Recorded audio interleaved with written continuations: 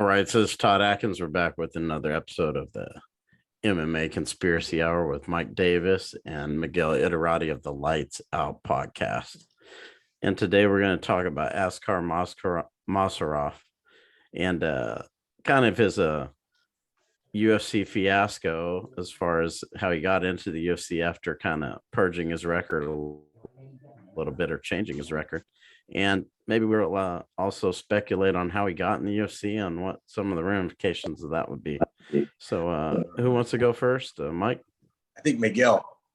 All right, Miguel, take it away.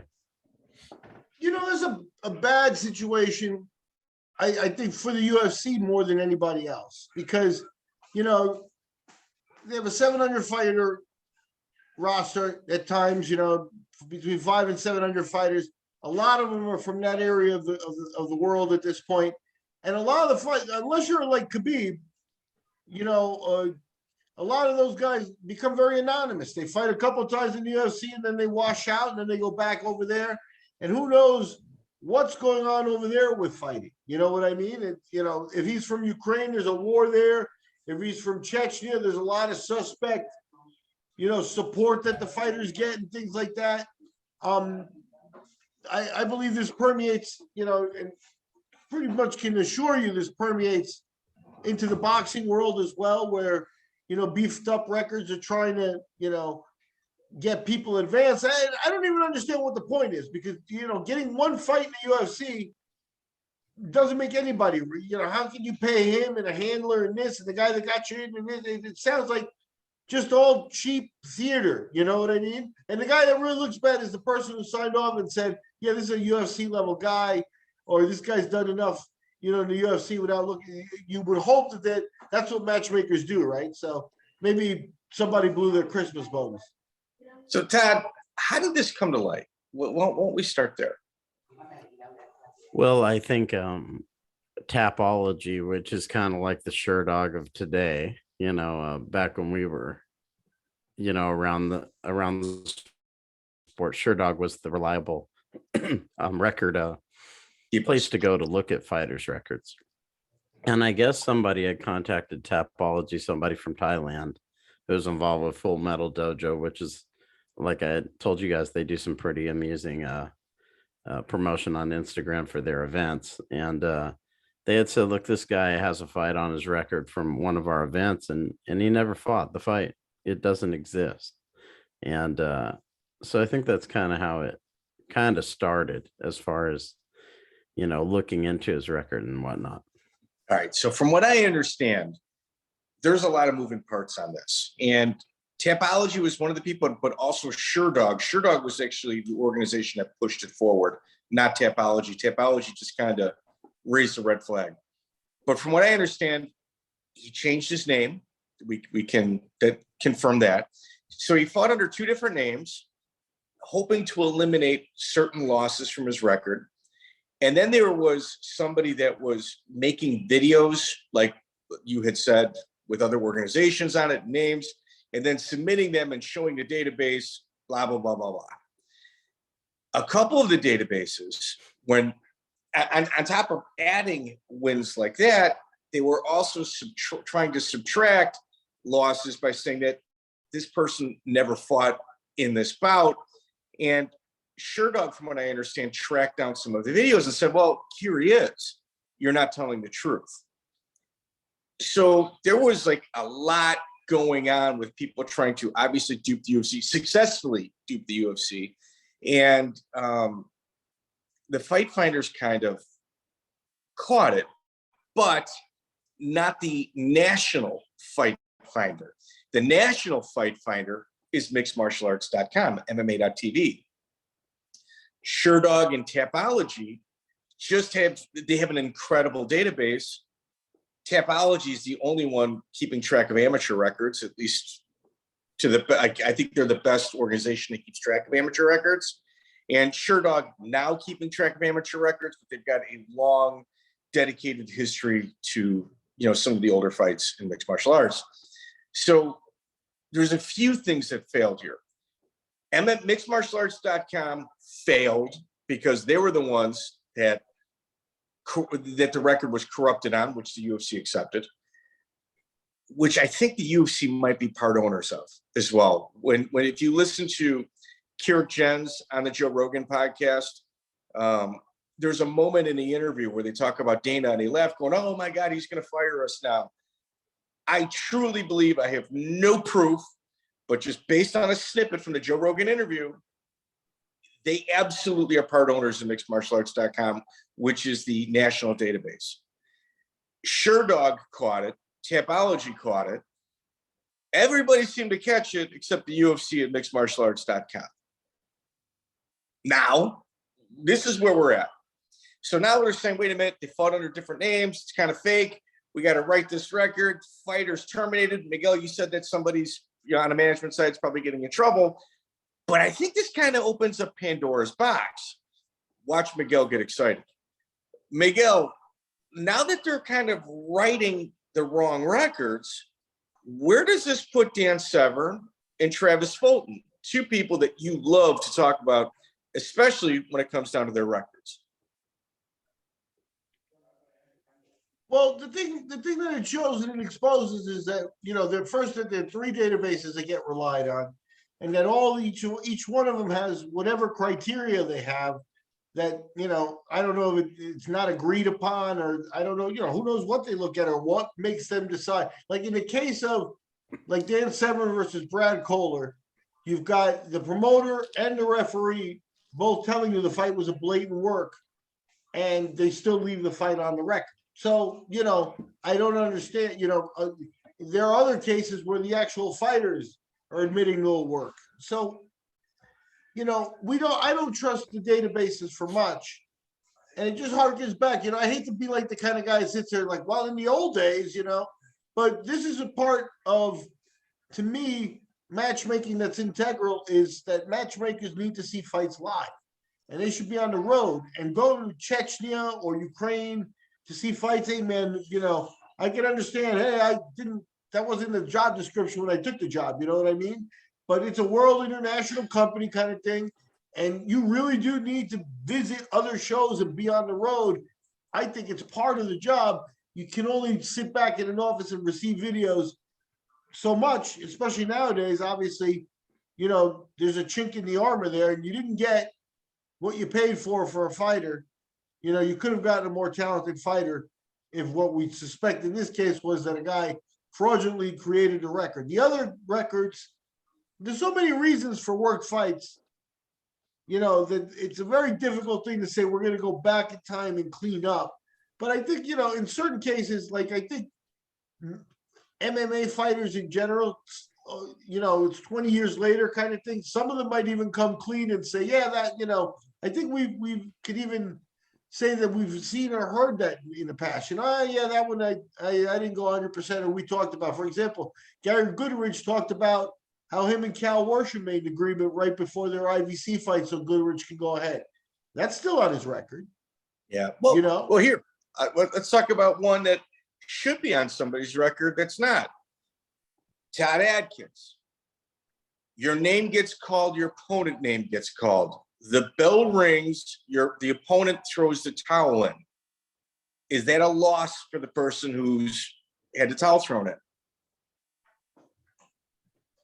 I would say, yeah, if they walked out. It's not even I say, it's absolutely yes. So when somebody in advancing in tournaments, let's just say you fight in the first round, we'll call it $500. Not true. That's just a number that we're throwing out there. Second round, you make 1,500. You make it to the finals, 3,000. You win 5,000. People would get injured in the first round and go to the second round, have the towel thrown in, just so they could collect that money. Well, if that's the case, they shouldn't be ruled no contest, especially if the other person moves forward. Harold Howard versus Royce Gracie. Harold Howard, it's a no contest with Harold moving forward.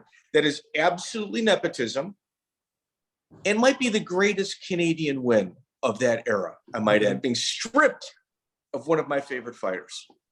There you go. Yeah, Harold Howard was the first guy to beat Royce. He doesn't get credit for that.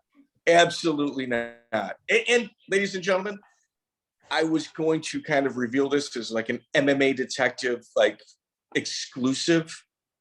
but the person, unfortunately, I'm trying to get them to come forward.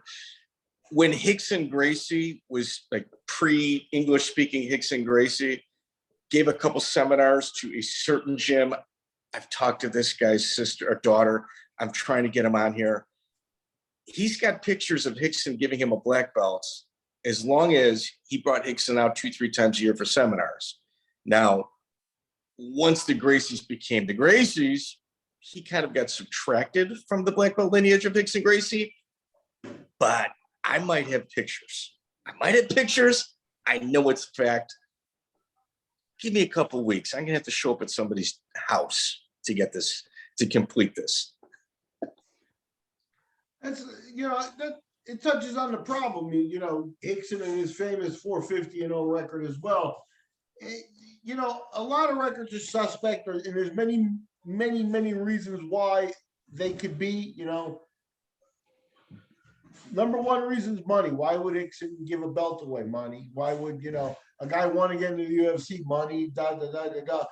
People forcing him. So unless there's a professional database where it's just and people sign up for it and stuff. So I think MMA TV actually takes money in as a database, but they get paid. They get paid by commissions to take in, and promoters have to. Yes. So, there's money going in and there doesn't seem to really be a lot of due diligence other than, paying data entry there. You know what I mean? So it's kind of just not a great situation because, like I said, the 3 databases, nobody in, among even the UFC people and people working at the Fight Pass, show level, not one of those people is looking on MMA TV's database for information. No, nobody. There's a massive disconnect there.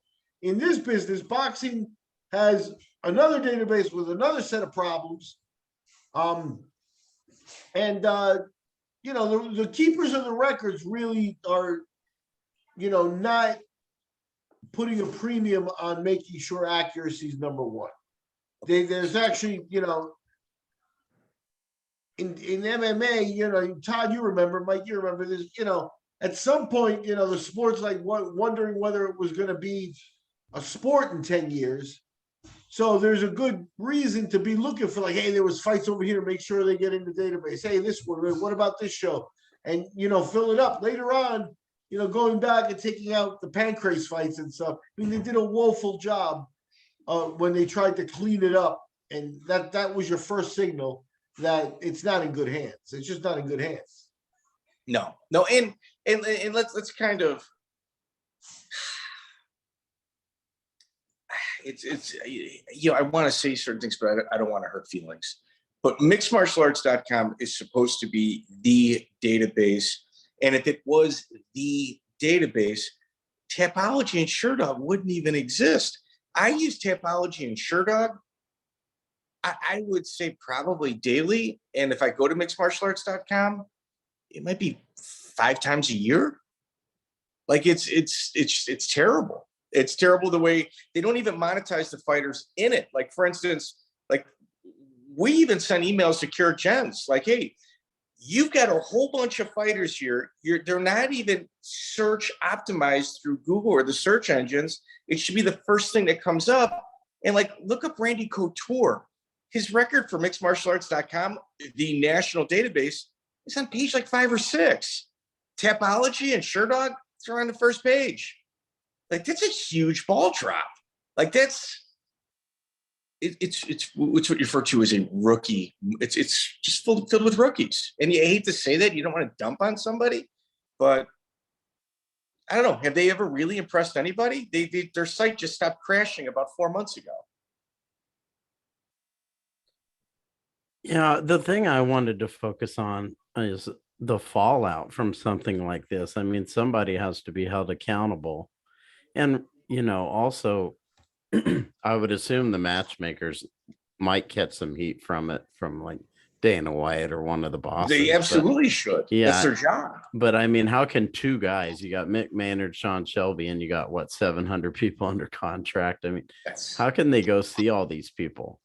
Someone must have referred them and they trusted that person's judgment. I don't know if they watched the guy. I mean, he had some ability. Don't get me wrong. I think standing up, he was, solid. But you got to wonder, do these guys actually look at these fights, or do they just take people's word for it? Well, the thing, or did they get a highlight tape? Because there's a huge difference between a highlight tape and seeing, like you said, maybe he has some talent standing up. You can put together something where he looks amazing, and they're like, "Wow, I want him."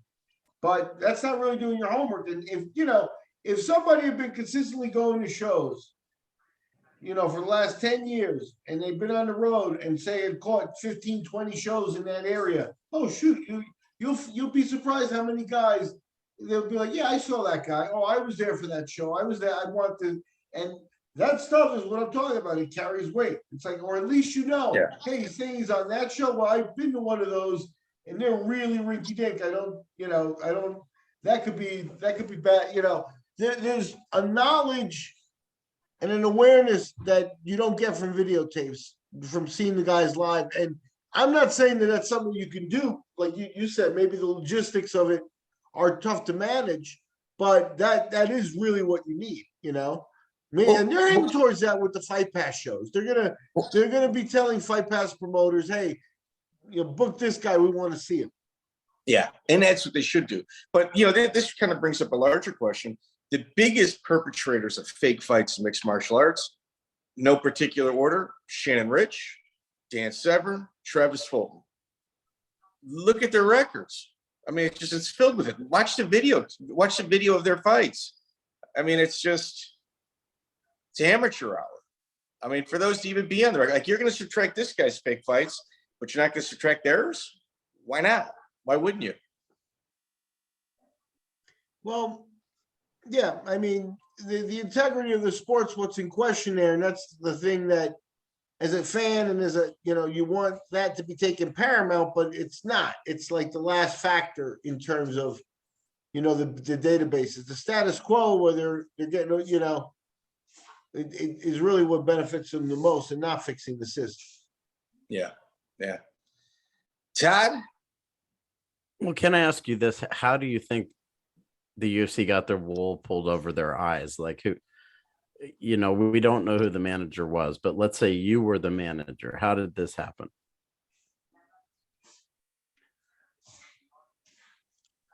There are a lot of factors I can't be 100% certain of in this case, but I checked this guy out a little bit, and like you said, in the fight, I mean, he fought a very credible dude in Minifield. So in terms of body and look, he's checking off boxes already. And believe it or not, that stuff does help psychologically. Again, especially matchmaking, you're starting to, get a lot of guys and stuff like that. Sometimes you're checking off boxes like that. You said he's got some stand-up talent. Check. Just continue to check off boxes. They managed to work the databases enough that you eliminate some losses. Maybe something where he went to the ground, got eliminated, submitted fast. Were they trying to hide that hole? Did they get, I don't think if a fighter has such a blatant hole that they can't go to the ground anymore, a straight kickboxer, I don't know that they belong in the UFC. So at some point there, you kind of wonder exactly what happened there. But I can see, in the kind of huge meat farm that the UFC is, that a guy could fall through the cracks because of that. He's got a guy pushing him. Maybe the guy's got a teammate that is doing really well.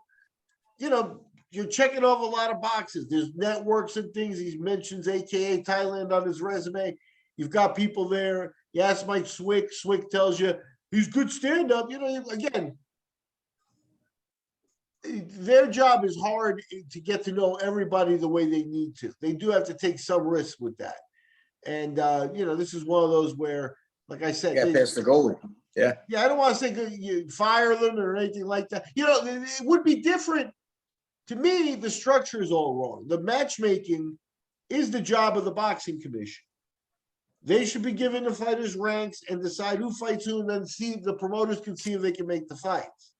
The promoter shouldn't be the employee of the matchmaker, in my, better theory on this. And as a commission matchmaker, you should be fired for this. but we're not in that world. You're working on a promotion that's making money. These guys, have a lot of fighters, a lot of money on the table. You're gonna have to forgive them. Like I said, no Christmas bonus this year for that UFC's 205-pound matchmaker. The thing is, like, if he calls Swick and he says, yeah, the guy's legit, that's enough. It really is enough. Him, understanding what the records were, that's something completely different. They took a lot of time and care to pull this off. Like, this isn't something that, you just kind of slipped one past the goalie. A whole bunch of weird events kind of came together, connected the dots accidentally. They really, really put a lot of work, time, and effort into this, including a legal name change. Like, there's something up here. And you know what? I wonder if this is the only one. I wonder, like, we'll know within the next 10 days, because someone's going to be getting cut from the UFC roster for absolutely no reason whatsoever. And they're probably going to be from the same area. Well, see, that area, I think, they grew up a little different, so like, I think that they would cheat the system if they could, shows and Look at their steroids and Olympics. other sports and things like that. But to me, I think that this could pop up from anywhere. You get like, you get a real sharp looking kid out of Venezuela and stuff like that. It's like, man, he's got 30 fights, man, whatever. Hold on. Colombia, like some of those countries where, again, like there's not a lot of rule of law kind of thing. This could happen again easily in Latin countries, Asian countries. Miguel, but every culture it happened in the cheats. UFC. It also happened in the UFC prior to this that nobody talks about. Todd, here's some breaking news. Wayne Weems from The Ultimate Fighter, the same season Brian Garrity was on, he's got about a dozen fake fights on his record. Him and Mark Long would go from like city to city in Iowa, Minnesota, and Wisconsin, and they would have these fights, and Mark would just change his name, the Alley Cat Mark Long. Like, I was there for them. I physically saw this. When Wayne Weems showed up on The Ultimate Fighter, I was shocked. So, I mean, it's not the first time the UFC's been duped. I mean, that's for sure. Yeah, man. So it's a problem because now we're into like, there's a lot of wrong with both sports and boxing and MMA, the promotions, how the money gets divided, the policing of it, the commissions, being basically bureaucracies and paperwork and stuff like that. And like the databases and true tracking of what's going on is way, way, way down the line on anybody. Like nobody even actually talks about it. Is why, Todd's so good bringing the subjects up here, because, no one's even talking about this problem, but this is actually a major problem that, could pop up at any time. Like in boxing, doesn't surface often, in this century. It doesn't surface often, but when it does, it does. Todd, want to lead us out of here, buddy? All right. So signing off with Mike Davis and Miguel Edarate. This is the MMA Conspiracy Hour. And check us out again. Take care.